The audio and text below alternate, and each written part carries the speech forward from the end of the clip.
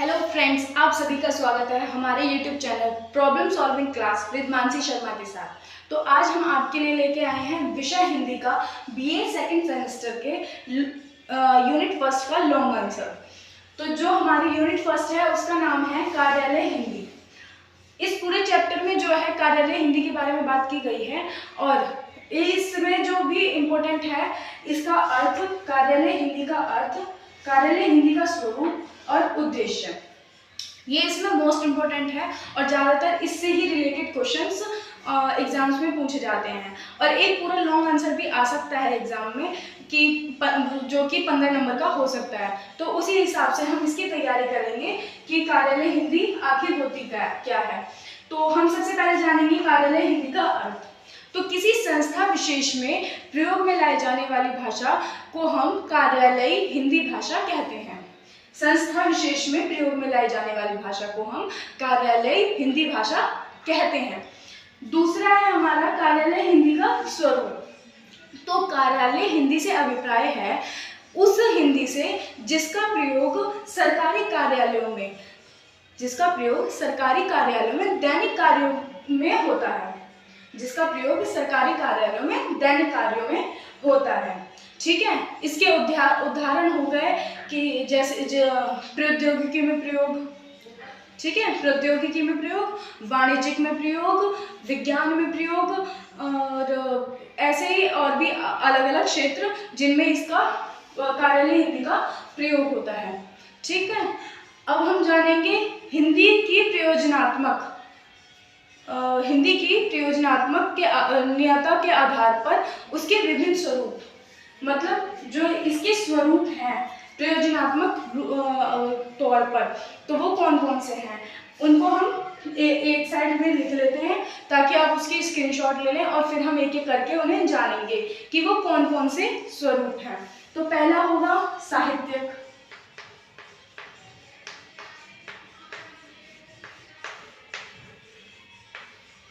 साहित्यिक हिंदी।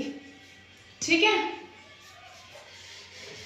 ये हम जान रहे हैं कार्यालय हिंदी के स्वरूप जो कि प्रयोजनात्मक तौर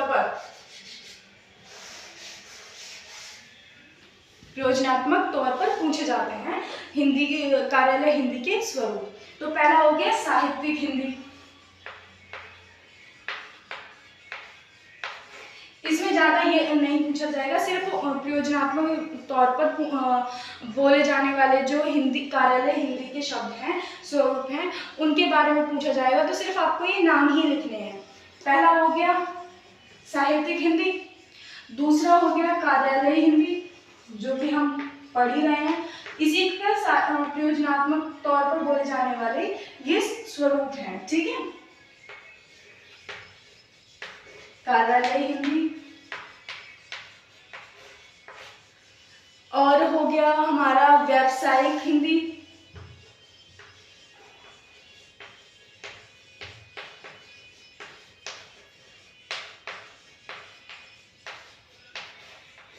व्यावसायिक हिंदी, जनसंचार के माध्यम की हिंदी, जनसंचार के,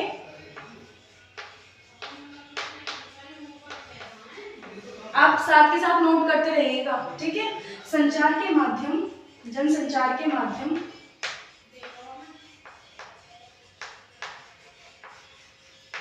की हिंदी।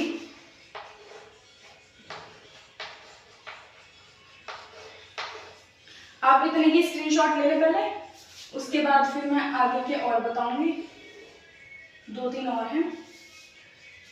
पहली होगी साहित्यिक हिंदी, दूसरी कार्यालय हिंदी, तीसरी व्यावसायिक हिंदी, चौथी जनसंचार के माध्यम की हिंदी।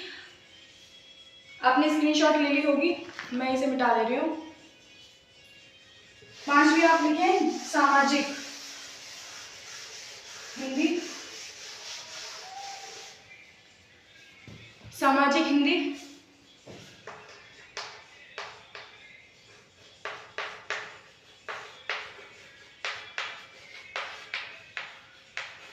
वैज्ञानिक और तकनीकी हिंदी,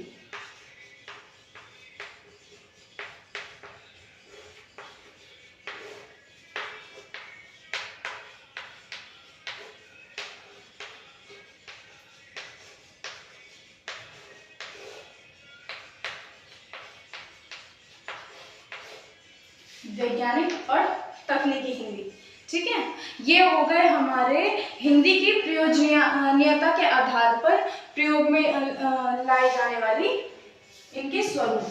ठीक है, उम्मीद करती हूँ आपको लिख लिया होगा और आपको समझ में भी आ रहा होगा कि आपको क्या बताया जा रहा है। और जैसे मैंने आपको बताया है, आप वैसे वैसे पॉइंट डाल के मैं आपको एक बार लास्ट में वीडियो जब खत्म होगी तो आपको पूरा आंसर नोट करवा दूंगी, आप उसकी स्क्रीनशॉट ले लीजिएगा। ठीक है, अब हम जानेंगे कि आखिर हिंदी क्या है। सबसे पहले हम अब इसमें जानेंगे हिंदी। एक तो हमारी होगी कार्यालय हिंदी। कार्यालय हिंदी का अर्थ हमने जाना कि किसी संस्था विशेष में प्रयोग में लाई जाने वाली हिंदी, जो कि हिंदी भाषा कहलाती है।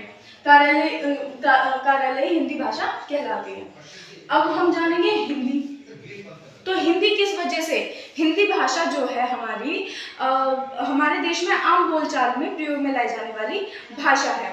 तो जिसका प्रयोग हमारी जनता करती है, मतलब हम जनता कर रहे हैं। तो जैसे कि मैंने आपको उद्देश्य में बताया था कि इसका उद्देश्य क्या है, सीधा जनता और शासन के बीच में एक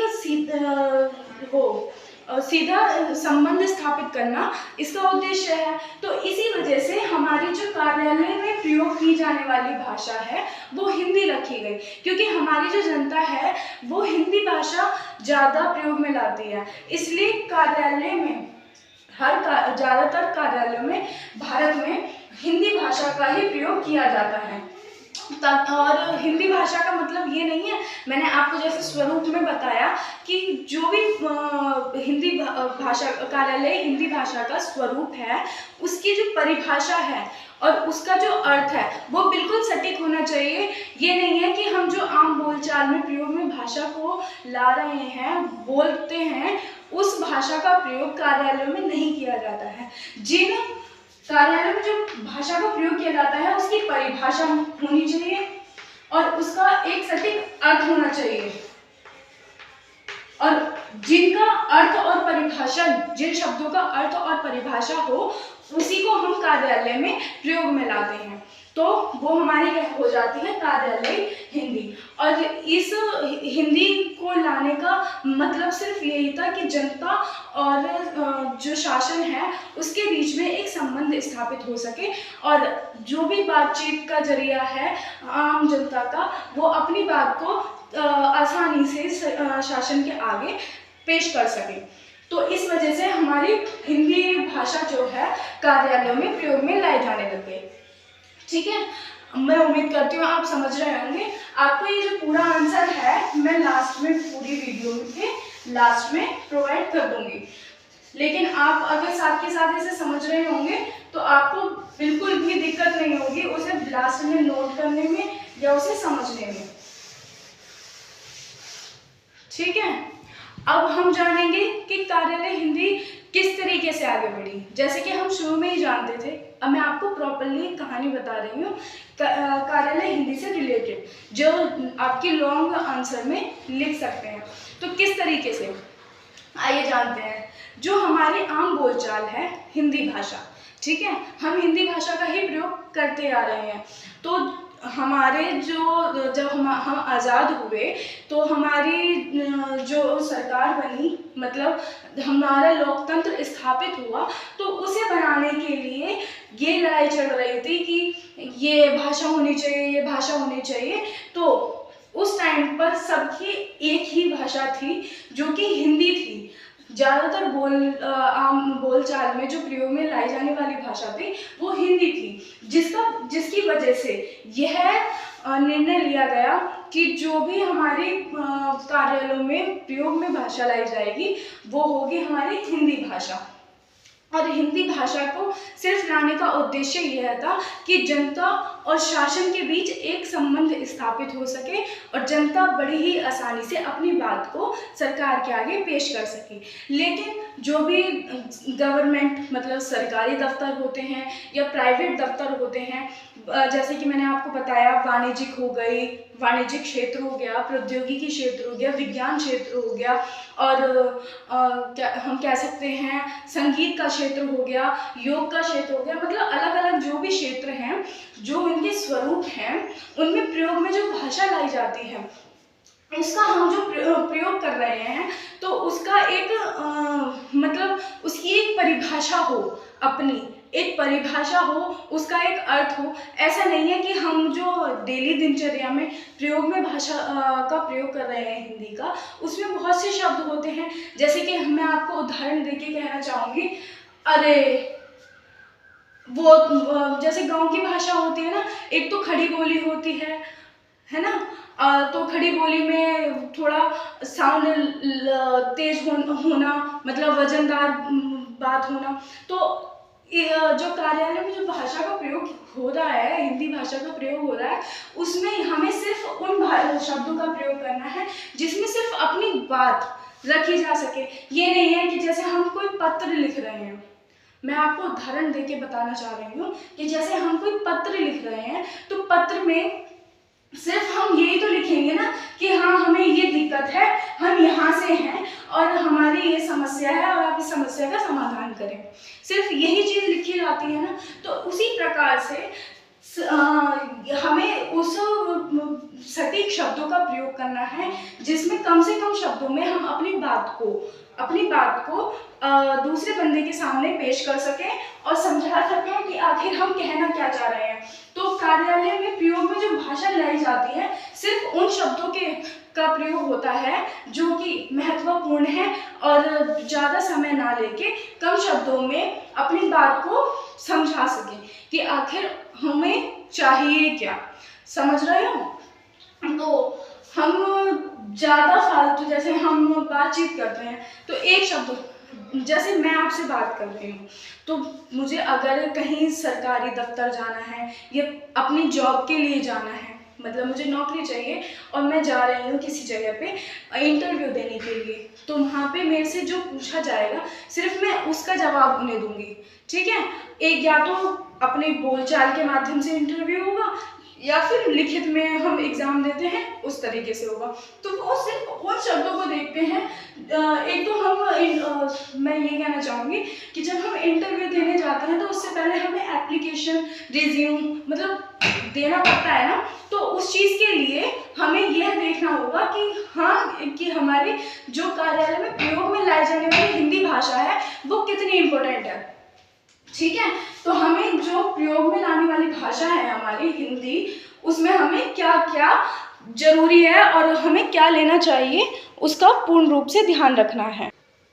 तो अब हम सीधा सीधा ये कहेंगे कि जो मैंने आपको बताया कि कार्यालय हिंदी का अर्थ क्या है, सिर्फ अपनी भाषा में आपको उसे डिफाइन करके और लिखना है।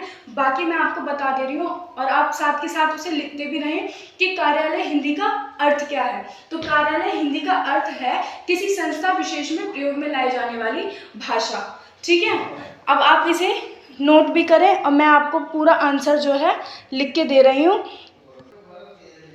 आप इस आंसर की स्क्रीनशॉट ले लें कि कार्यालय हिंदी का अर्थ क्या है। संस्था विशेष में प्रयोग में लाई जाने वाली भाषा को हम कार्यालय हिंदी कहते हैं।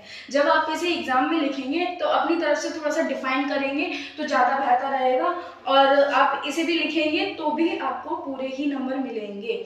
ठीक है, अगर 2 नंबर का क्वेश्चन आता है तो आप इतना लिख के छोड़ सकते हैं, लेकिन अगर लॉन्ग क्वेश्चन में आता है तो आपको ये थोड़ा सा और अपनी तरफ से लिखना पड़ेगा। ठीक है, आप इसकी स्क्रीनशॉट ले लें।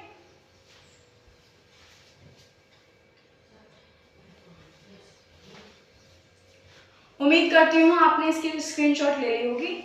अब हम लिखेंगे इसका स्वरूप।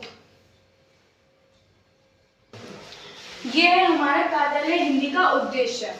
इसमें हम बताएंगे कि कार्यालय हिंदी से अभिप्राय है उस हिंदी से जिसका प्रयोग सरकारी कार्यालयों के दैनिक कार्यों में किया जाता है। उदाहरण, जिसका प्रयोग वाणिज्यिक, योग, पत्राचार, संगीत, प्रौद्योगिकी आदि क्षेत्रों में होता है। और कार्यालय हिंदी को ही कामकाजी हिंदी भी कहा जाता है। ये भी लिख लीजिएगा और स्क्रीनशॉट ले लीजिए इसका, कि उम्मीद करती हूँ आपने स्क्रीनशॉट ले ली होगी। ये है हमारा हिंदी की प्रयोजनीयता के आधार पर उसके विभिन्न स्वरूप इस प्रकार हैं। जैसे कि मैंने आपको लिखवाया भी है पहले भी, एक रह गया है इसमें वैज्ञानिक और तकनीकी हिंदी, ठीक है। तो आप इसे लिख लीजिए, हिंदी की प्रयोजनीयता के आधार पर जो उसके स्वरूप हैं वो ये सारे हैं, ठीक है। और एक और है वैज्ञानिक और तकनीकी हिंदी, ठीक है। इसकी स्क्रीनशॉट ले लीजिए, ले ली होगी आपने। और कार्यालय हिंदी का मुख्य उद्देश्य ये है कि जनता और शासन के बीच में इसका सीधा संबंध स्थापित हो सके, इसलिए कार्यालयों में जो भाषा का प्रयोग किया जाता है वो हिंदी है, जिसकी भाषा, परिभाषा और अर्थ सटीक होता है, ठीक है। तो आप इसकी भी स्क्रीनशॉट ले लीजिए। और ये क्वेश्चन आपका पूरा हो गया है। उम्मीद करती हूँ कि आपको समझ में आया होगा कि आपको क्या बताया गया है। और अगर आपको इसमें कोई भी कमी लगती है तो आप कमेंट करके ज़रूर बताएं, ताकि मैं आपको उसका सॉल्यूशन दे सकूं। और वीडियो को लाइक करें, शेयर करें, सब्सक्राइब करें और बेल आइकन को ज़रूर दबा लें, ताकि आपके पास मेरी वीडियो की सारी नोटिफिकेशन पहुंचती रहें। और आपको जितने भी क्वेश्चंस प्रोवाइड किए जाएंगे यहाँ पे वो 101% एग्जाम में ज़रूर पूछे जाएंगे, और उससे अलग आपसे कुछ भी नहीं पूछा जाएगा। और उन क्वेश्चंस की आपने अगर तैयारी कर ली अच्छे से, तो मैं उम्मीद करती हूँ कि आपके 85% की गारंटी तो मैं देती हूँ कि 85% तो आपके कहीं भी नहीं गए हैं, अगर आपने मेरे बताए गए क्वेश्चंस को अच्छे से प्रिपेयर कर लिया तो, ठीक है। अब वीडियो को ज़रूर लाइक और सब्सक्राइब करें। Thank you.